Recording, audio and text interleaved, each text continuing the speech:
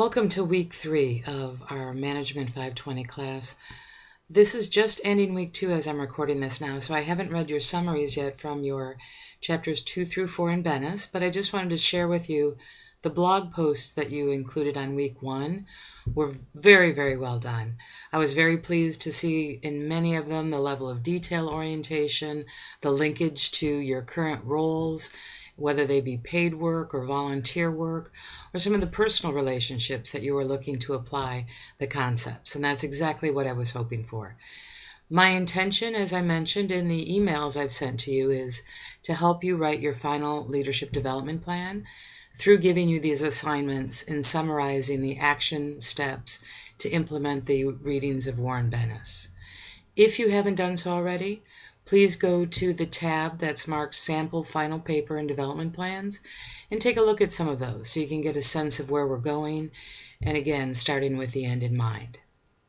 I wanted to begin week 3 for you by sharing with you some overview of the next 3 assignments, because these are all assignments that are going to go over a few week period. I want to start with the first assignment, which is the Emotional Intelligence Fieldwork. That'll be due on February 1st. Then I want to give you an overview of the gratitude letter and the paper that you need to write for that. That will be due on February 15th. And then finally, the 3 good things journal writing that I hope you'll begin this week, week 3. The final paper and analysis on that, though, will not be due until February 29th. And I wanted to make sure you were aware of all the things you needed to do, because they are going to be overlapping, and I want to make sure you can keep them all kind of focused in your day-to-day activities. So first, let's begin with the Emotional Intelligence Fieldwork. I've posted a rubric as well as detailed instructions on what you need to do. First, you need to select an organization that you can either visit, and it could be the organization or maybe a volunteer group that you already work with. And what I'd like you to do is to select one person who you believe demonstrates 2 or 3 of the emotional intelligence factors that you've seen on the 2x2 matrix that I posted on our Blackboard that describes emotional intelligence. So in the Blackboard and the 2x2 matrix, there are 15 different behaviors linked to emotional intelligence and effective leadership and followership. So you may select, for example, looking at self-confidence and how that looks in action, and possibly influence as 2 behaviors in your emotional intelligence fieldwork. What you will do is spend some time then looking for specific examples, possibly through interviewing a person, possibly through, if it's a high-performing organization such as Patagonia, looking at some of the videos they have of their employees and their leaders, and how they exhibit self-confidence, what they do, and the actions they take. The purpose of doing this is to take the concepts of emotional intelligence, all 15 of those behaviors, and begin looking for them in our day-to-day worlds to see how they're manifested, and then identify ways to develop those behaviors based on what you see. I've included 3 sample final EI fieldwork papers in this week 3's overview, so you can look at those. Your particular overview, though, will have 1 additional section. In the samples you'll see there are only 2 sections in the paper. I'll be asking you, though, to start with an overview summary of the concept. Then describe the behaviors that you observed or that you gathered through the interview, or that you saw through watching leaders in some of the clips of maybe training segments that are done at the Container Store, and how they encourage people to exhibit high-performing customer service, or at Starbucks and some of the baristas, and what they do in order to build relationships so that people will continue to come back and use their products and spend time in the environment they're looking to create in a Starbucks store. So there are 3 sections that you're going to need to write in your final paper. First is the summary, basically, of the definition of the concept. So if you chose self-confidence, I'd want you to summarize what that means. What's the conceptual definition of self-confidence? Then I'd like you to summarize the behaviors that the individual actually demonstrated that you believed were linked to self-confidence. And then the third element you'll write is basically developmental recommendations. If somebody was looking to build self-confidence, and based on what you learned in your emotional intelligence field work about self-confidence, what would be 3 or 4 things they might do in order to build self-confidence and demonstrate it in a more direct and a more focused way as leaders and as followers?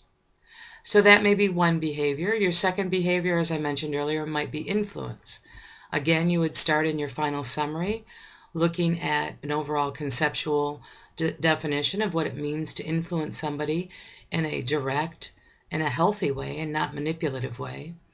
And then what you would do is describe the specific behaviors demonstrated by the leader where you gathered the data of what they did to influence.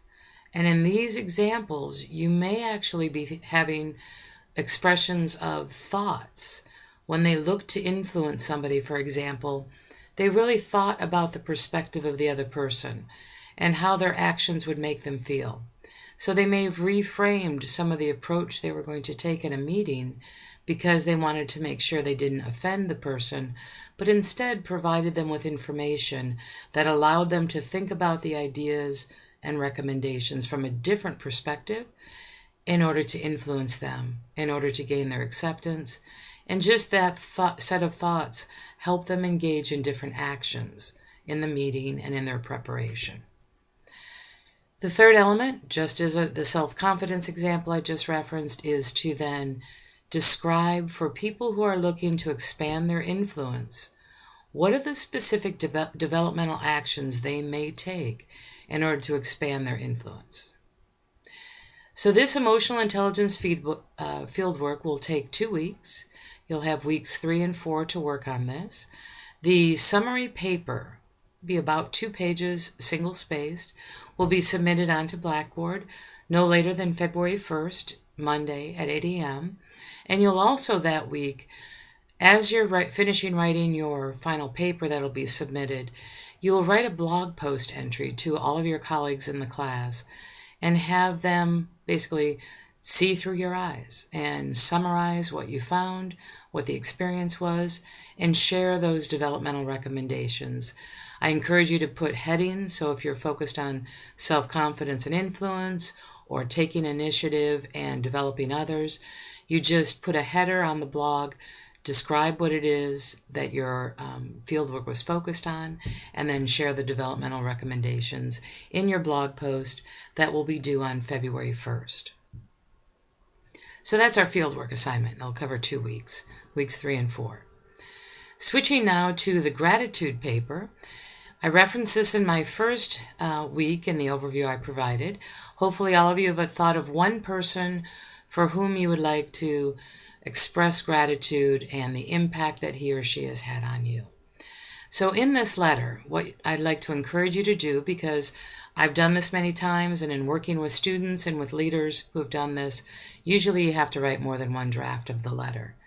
Please plan on having this be a handwritten draft, or a handwritten letter that will be in your own handwriting. This shouldn't be a text. It shouldn't be an email that you send to the person, but written maybe on a nice note paper or note card. And this should include 3 things. First of all, the gratitude letter should include really a description from your perspective of what that person did for you.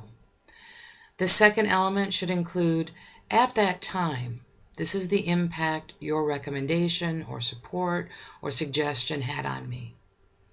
The final element should be, now here today, based on what you did for me, however long it was ago, could have been months ago, maybe in some cases it was years ago. Here's the impact it's had on my life today. Here's how my life has changed as a result, and I want to share with you my gratitude for the impact that you've made on my life, in particular in this area of growth. What you'll do once you have that letter set, you'll contact the person, and if possible, I'd like you to set this up as a face-to-face meeting. I understand that some of the people who've touched your lives might be in different parts of the United States or different parts of the state or in different parts of the world. And if that's the case, what I'd like you to ask you to do is to set up a time where you can talk to them through Skype, through an iChat, through a telephone. And then I would like you to, when you have that time together, probably about 15 minutes or so, read them the letter and then talk with them about the impact writing this letter and knowing them has had on your life. And then if you're face to face with the person, at the end of that, I'd like you to hand the person the letter. If you're not face to face, what I'd like you to do is then to do the old-fashioned USPS, put a stamp on the envelope and mail it to the person so that they can keep that letter as a remembrance of the time you spent with them and the gratitude that you expressed. You do not have to submit your letter as part of your paper. The paper that will be due, it will be on February 15th, and your actual summary of the paper will be your experience of doing this work, your experience of expressing gratitude. And again, as we get closer to when that paper is due, I will give you more detail. There's no right answer. There's no rubric for this assignment. How you express your gratitude is your own approach. The key is, as leaders and as followers, as people who work in teams and in organizations, who live in families and have circles of friends.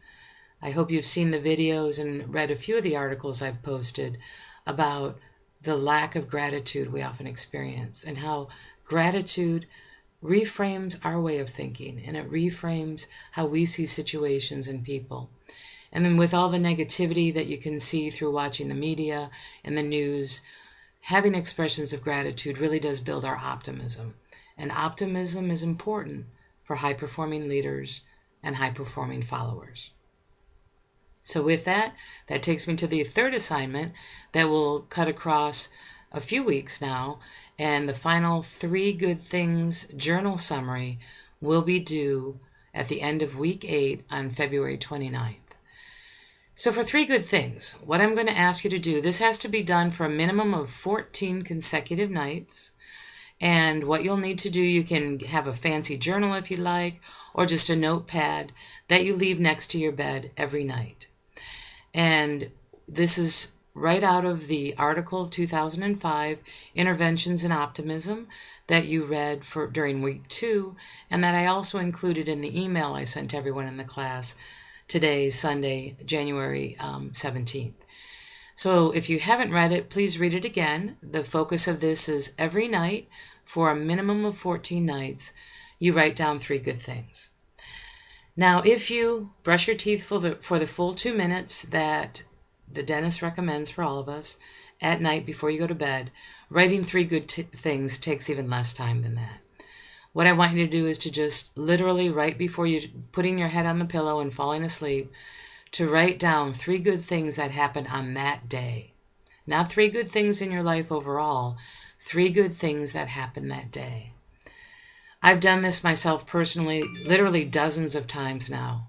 And what this does for all of us is it reprograms our way of thinking and what we are thinking about as we fall asleep.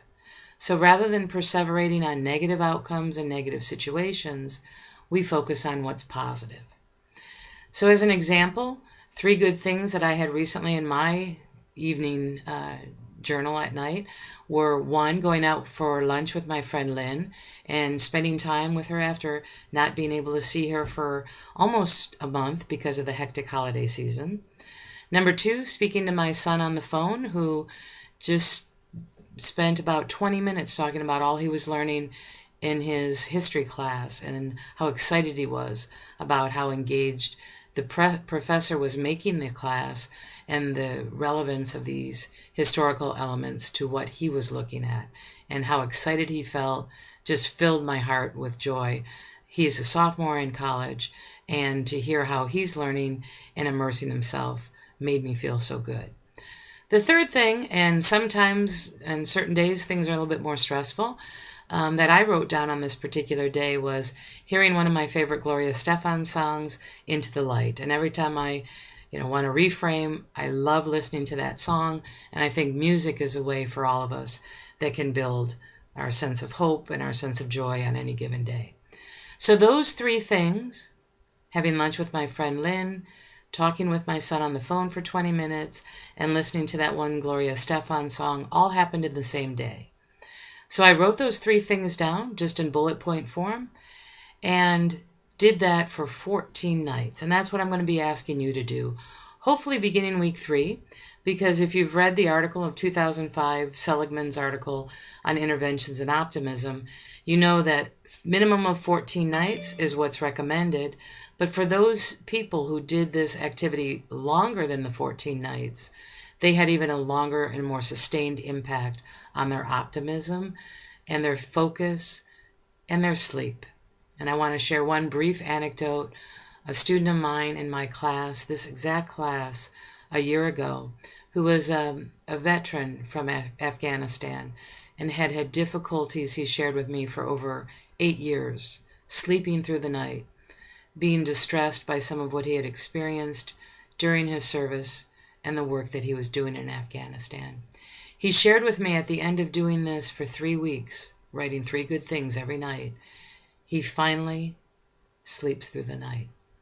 I saw him on campus about a month ago, and he shared with me how he continues to write 3 good things.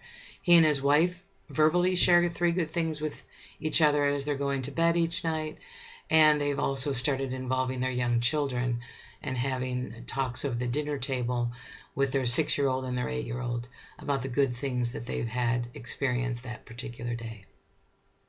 So, this work is not only about our leadership, our impact as followers, but expands our optimism overall and can create very positive outcomes on so many levels. So that paper will be due again on February 29th, but I'd like you to start doing that this week to prepare for the process again on consecutive nights of writing 3 good things. So that's what I wanted to share with you in this particular overview. The next few assignments will take longer, so I wanted to make sure you were clear. All the information is also posted up on Blackboard, and of course, I always welcome emails, or if you'd like to set up some time to speak voice to voice, I'm happy to do that as well. The focus of our class is about theory to practice, and bringing the theories related to emotional intelligence, to understanding your strengths, to expressing optimism and building gratitude are all about what we need to continue to do as leaders and followers, and also building our overall life balance and what we're looking at in terms of our growth. So I look forward to sharing this experience with you. I look forward to also continuing to read your summaries for Bennis.